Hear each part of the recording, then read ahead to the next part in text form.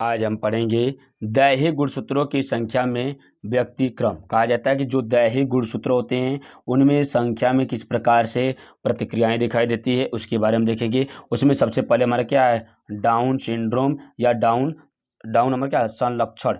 कहा जाता है कि इस गुणसूत्री विकार की खोज लैंगडॉन डाउन ने किया था। कहने का मतलब क्या, इस डाउन सिंड्रोम की खोज डाउन नामक वैज्ञानिक ने किया था, जिनका पूरा नाम क्या हमारा लैंगडॉन डाउन 1866 ईस्वी में किए थे।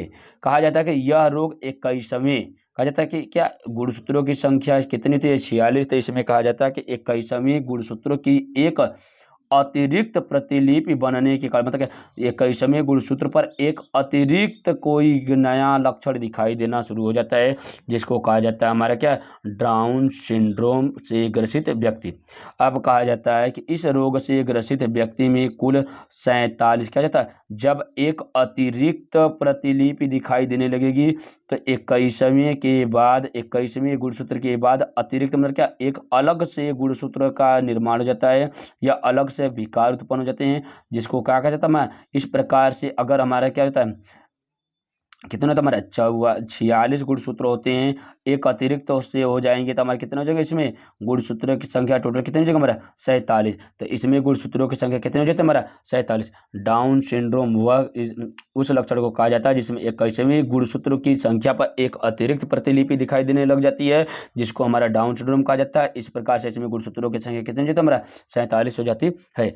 इस रोग में कहा जाता है कि देखिए हमारा क्या किस प्रकार से गुणसूत्रों की संरचनाएं होती है। यहाँ पे देखिए हमारा क्या है, यहाँ पर 1 2 3 मतलब एक से इसमें गुणसूत्रों के जोड़ों की संख्या में रहता है। तो इस प्रकार से कितने टोटल बनते हैं हमारा 23 जोड़े, या संख्या में कितने तो हमारा 46। तो 23वें जोड़े में क्या कहता है 21वां जोड़ा, ये जो 21वां जोड़ा है यहाँ पर एक अतिरिक्त गुणसूत्र दिखाई देना शुरू हो जाता है, या एक अतिरिक्त क्रोमोसोम दिखाई देना शुरू हो जाता है, जिसको कहा जाता है हमारा डाउन सिंड्रोम। अब इस प्रकार से लक्षण का तात्पर्य यहाँ पर है, देखो ऐसे संख्या में 23 हो जाता है, 23 दूना 46 हो जाता है, इन्हीं संख्याओं के बढ़ने से क्या कार्ड कितना हो जाएगा हमारा 23 + 1 कितना हो जाएगा हमारा 47 हो जाता है। यह रोग 21वें गुणसूत्रों की, देखिए 21वें गुणसूत्र की एकाधिसूत्रण के कारण होता है। अर्धसूत्री विभाजन की पश्चावस्था में 21वें गुणसूत्र के पृथक न होने के कारण अंडाणुओं में 23वें के स्थान पर 24 गुणसूत्र पहुंच जाते। कहा जाता है कि इसमें क्या होता है, जनन की क्रियाओं में हमारे कौन सा विभाजन होता है, हमारा अर्धसूत्री विभाजन होता है।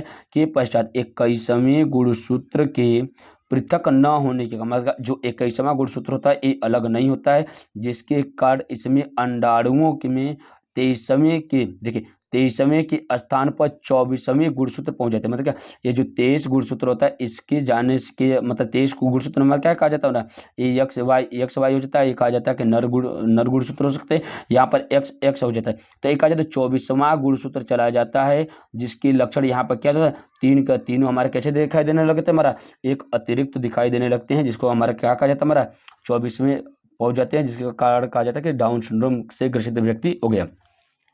कहा जाता है कि इसके सामान्य शुक्राणु के साथ निषेचन होने पर, कहा जाता है कि समान शुक्राणु के साथ निषेचन होने पर युग्मनज में 47 गुणसूत्र हो जाते हैं, जिनमें 21वें गुणसूत्र की 3 प्रतिलिपियां होती है। जो सब ऊपर समझाया गया वही पॉइंट इसमें दर्शाया गया है।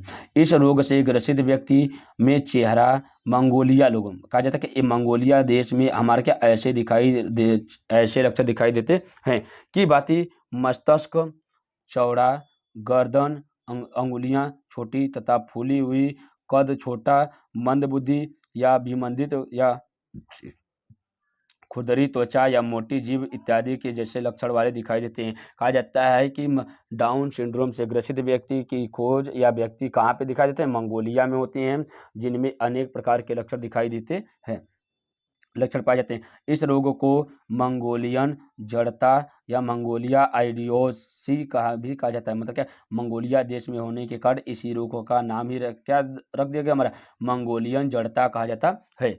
आगे देखिए इससे ग्रसित व्यक्ति अल्पायु में, मतलब क्या इससे ग्रसित जिस व्यक्ति को ये हमारा क्या डाउन सिंड्रोम हो जाता है, उससे ग्रसित व्यक्ति जिनमें से 50% से अधिक बच्चे 5 वर्ष से कम की आयु में मर जाते हैं, तथा नर इसमें क्या कहते हैं, जैसे 5 वर्ष की अवस्था में व्यक्ति की मृत्यु हो जाती है, मतलब बच्चे की मृत्यु हो जाती है, लेकिन अगर कोई बच्चा अगर जीवित भी बच जाता है किसी कारण से, तो वह नर कैसा हो जाता है हमारा, ये नपुंसक हो जाता है। नपुंसक होने का तात्पर्य यहाँ पर है कि वो आगे जनन की क्रियाएँ नहीं कर पाता है। इस प्रकार से आज आप लोगों को पूरा का पूरा डाउन सिंड्रोम को समझा दिया गया है, किस प्रकार से बोर्ड की कॉपियों में लिखना है, पूरा का पूरा शॉर्ट नोट्स की तरह आप यहाँ से देख लीजिए और इसको स्क्रीनशॉट मारकर अपने हैंड नोट्स बना लीजिए और पूरे के पूरे पॉइंट को वहाँ दर्शा दीजिए, जिससे एग्जामिनर को बहुत ही अच्छे तरीके से प्रभावित करने वाले शब्द हैं।